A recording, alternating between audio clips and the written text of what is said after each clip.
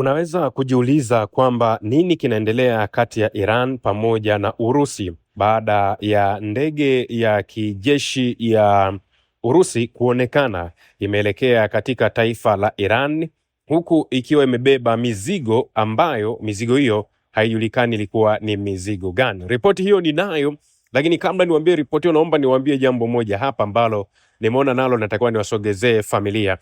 Bana, video unayoiona hii ni satellite za Iran zikiwa zinasogea kwenye sehemu ya urushaji nchini Urusi, kwamba satellite tatu za Iran ni Tol-3, Zafar-2 pamoja na Kosal-1.5 zimeunganishwa na chombo cha uzinduzi cha Urusi cha Soyuz-2.1B katika kituo cha anga cha Vostok nchini kama sehemu ya maandalizi ya uzinduzi roketi ya Soyuz ambayo ina satellite za Iran za Tol-3, Zafar-2 na Kosal-1.5 zilihamishwa kutoka katika jengo la matengenezo hadi kwenye sehemu ya uzinduzi. Hii ni mission yenye mizigo mingi, kwani rocket hiyo pia inabeba satellite kadhaa za wateja wa kimataifa. Na ifahamike, mbali na satellite za Iran, chombo hiki cha Urusi pia kimetumika kusafirisha satellite kadhaa za mataifa mengine, na imepangwa kwamba itaanza safari yake kuelekea kwenye orbit ya dunia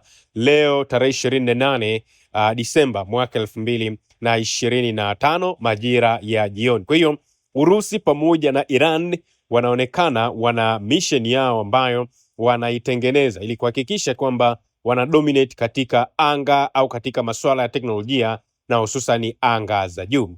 Sasa hivi karibuni tuliona waziri wa mambo ya nje wa Iran Abbas Araghchi alisema kwamba mpango wa satellite wa Tehran ni wa kiraia kabisa na wa kisayansi, huku taifa hilo likijiandaa kuzindua hizi satellite tatu ambazo zimetengenezwa ndani ya taifa hilo katika anga, na leo tunafahamu kwamba wanafanya uzinduzi huo. Na Araghchi alizungumza, alisema kwamba Iran imepiga hatua kubwa katika nyanja kadhaa za kisayansi, akisema shughuli za Iran katika nyanja za sayansi ya nyuklia, viwanda vya ulinzi, teknolojia pamoja na satellite ni za amani kabisa na zinalenga malengo ya amani, alizungumza Araghchi.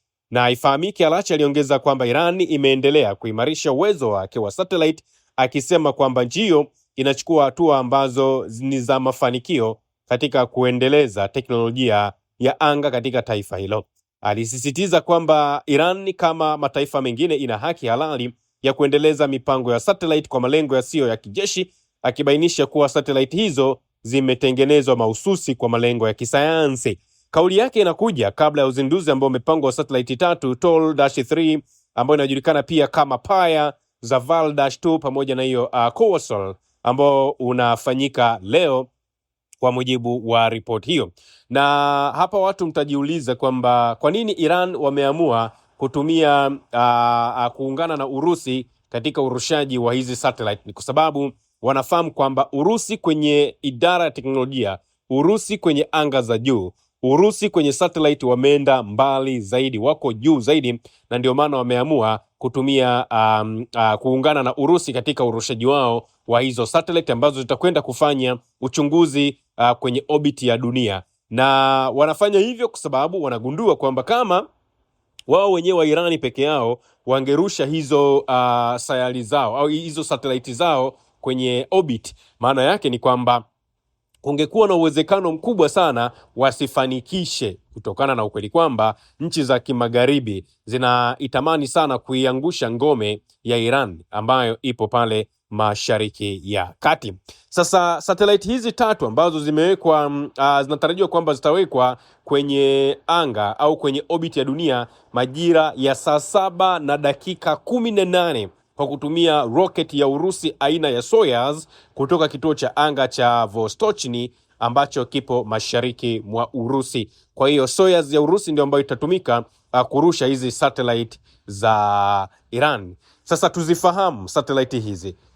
Tolu-3 ni satellite kubwa zaidi ya Iran ambayo itafanya uchunguzi duniani hadi hivi sasa, ikiwa na uzito wa takriban kilogramu 150 na inatoa picha ambazo zina takribani mita 5, yani inaweza ikatoa picha ambazo zinaweza zikawa zinaonekana umbali wa mita 5, umbali karibu sana, na inatoa picha ambazo zina rangi nyeusi pamoja na nyeupe, lakini pia inaweza ikatoa picha ambazo zina takribani mita 10 ambazo zina rangi tofauti tofauti, na taarifa zake pia zinaweza zikatumika kuchambua masuala ya kilimo, usimamizi wa rasilimali za maji, ramani za mazingira na kufuatilia hatari za asili kama mafuriko pamoja na ukame. Hiyo ni hiyo Tolou-3. Lakini ukitazama hii Zafar-2 ambayo imetengenezwa na Chuo Kikuu cha Sayansi na Teknolojia cha Iran, pia ni satellite ya uchunguzi wa dunia. Imebuniwa kuchunguza rasilimali za asili, kutathmini hali ya mazingira, kuangalia maafa na kusaidia jitihada za upembuzi wa ramani. Hiyo ni hiyo Zafar-2. Lakini kuna hiyo satellite nyingine ya Kousar 1.5.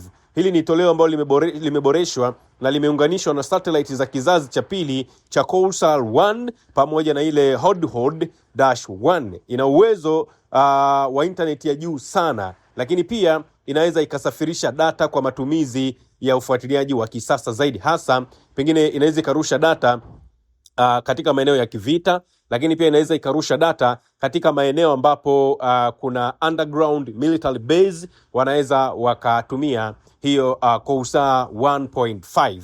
Kwa hiyo Iran tunafahamu wamefanya mpango huu kama ishara ya kuonesha ulimwengu kwamba wako strong sana kwenye maeneo mbalimbali, hasa katika idara ya teknolojia. Na mfahamu kwamba Iran walianza shughuli zao za anga mnamo mwaka 2009 ambapo walizindua ile satellite ya Omid licha ya vikwazo vya magharibi, lakini wameendelea kupanua mpango wao wa anga wa kiraia ambao unalenga tafiti za kisayansi pamoja na huduma za satellite.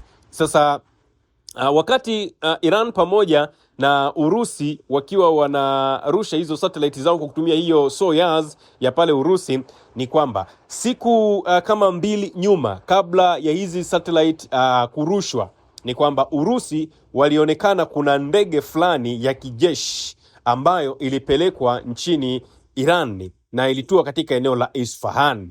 Ni kwamba ndege ya mizigo ya kijeshi ya Urusi aina ya Il-76TD katika mabano RA-76373 ambayo inaripotiwa kwamba ilitua katika eneo la Isfahan, Iran mwishoni mwa mwezi Disemba, na ilikuwa ni kati ya tarehe 25 na 26. Pamoja na kile ambacho kimeonekana, inawezekana ndege hiyo ilikuwa imebeba silaha za kivita ambazo zilipelekwa pale nchini Iran. Taarifa za ufuatiliaji wa safari za ndege zilionyesha kwamba ndege ya mizigo ya kijeshi ya Urusi inayofahamika kama Il-76TD yenye namba za usajili RA-76373 iliondoka katika kituo cha Chelyabinsk, Urusi, na kutoka katika kituo cha anga cha kijeshi cha Shahid Vatanpur kilichopo Isfahan, Iran kati ya tarehe 25 na 26 Disemba 2025.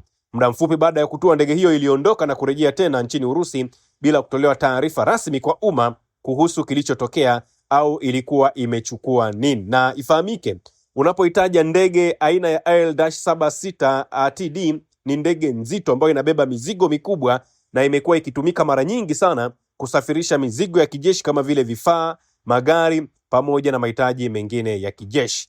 Na safari hii ilifanyika katika kipindi ambacho hivi sasa kuna msuguano mkubwa wa kisiasa na kijeshi Mashariki ya Kati, hususani kati ya Iran pamoja na Israel, huku kukiwa na taharuki ya uwezekano wa kuzuka kwa vita kubwa kati ya mwaka 2026 mpaka mwaka 2029. Kwa hiyo kuna uwezekano mkubwa sana kwamba hili linaweza ukawa ni ujumbe wa moja kwa moja kwamba Urusi wameamua kuisaidia hiyo Iran. Na mtakumbuka Urusi kwenye special military operation yao pale nchini Ukraine, nao walipokea drone aina ya kamikaze kutoka Iran ambazo zimeisumbua sana taifa la Ukraine. Na mwelekeo wa safari hii ni mwelekeo wa kipekee sana, na huenda kweli walikuwa wanasafirisha mizigo nyeti ya kijeshi kama vile silaha au vifaa vya kijeshi, kwa sababu haikuwa ni ndege tu ya kawaida, lakini si ndege ambayo ilifika labda ikakaa hata masaa 4-5. Hapana, yani ni ndege ambayo ilitua na baada ya hapo ikafanya mission zake, ikashusha mizigo yake na ikarejea tena katika taifa la Urusi. Na ndege hii inatajwa kwamba inaonesha ushirikiano ambao sasa unakuwa kati ya Iran pamoja na Urusi, hasa ikizingatiwa kwamba ndege hii iliwahi kutua pia Teheran na iliwahi kushusha vifaa vya kijeshi kipindi cha nyuma. Kwa hiyo ndege aina hii ambayo imetua majuzi, tumeona iliwahi kutua Teheran na ilishusha mizigo. Ndege hii ni ndege nzito na ilitumika sana wakati wa Umoja wa Kisoviet, ambayo ina uwezo wa kubeba mizigo mizito ya kijeshi na inaweza ikatembea umbali mrefu, na imekuwa ni muhimili mkubwa sana wa usafirishaji wa kijeshi nchini Urusi. Safari nyingine ambazo zinafanana mwaka 2025 ni kama hiyo ya ndege kama hiyo ya Tehran, ambayo huenda ilikuwa imebeba mizigo ya kijeshi kwenda nchini Iran. Usisahau kusubscribe,